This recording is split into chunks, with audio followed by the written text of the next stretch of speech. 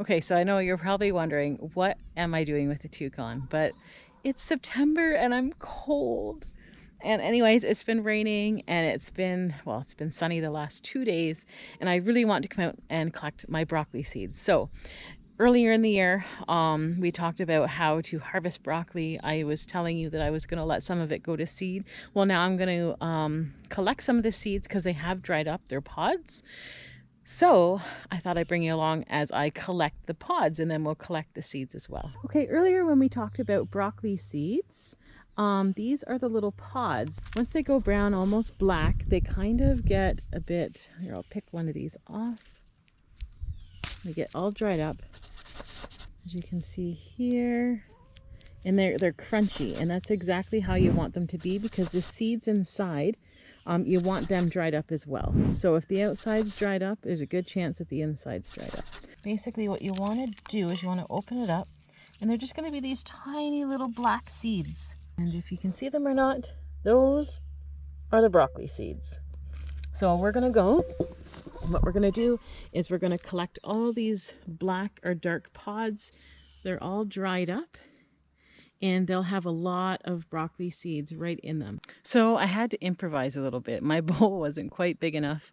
And as I was trying to get the pods out, the seeds were falling on the ground, and we can't have that.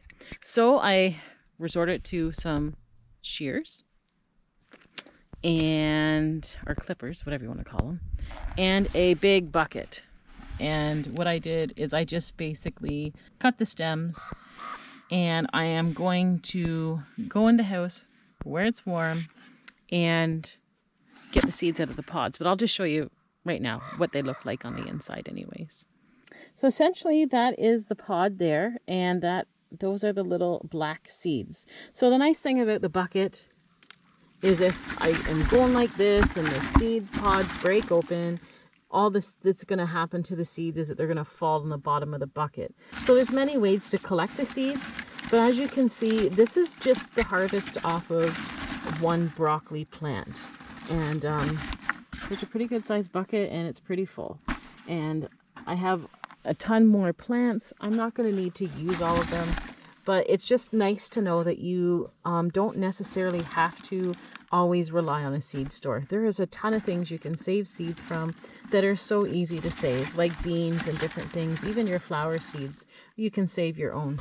So I thought I would just show you that as I'm going to collect them anyways. The more we can be like have more self-sustainability, the better. It doesn't mean that, we're not going to ever shop at a store or never buy seeds or, things like that. But as much as we can, be self-sufficient in those ways, I think it's a good idea and a good practice to learn, if you ever need to. I mean, the way the world's going, you don't know if you're going to have money, you don't know if you're going to have a job, and you don't know if you're going to have food. So it's not a bad thing to learn this stuff, and it's a really good thing to get into gardening, to learn to dehydrate while we can, essentially.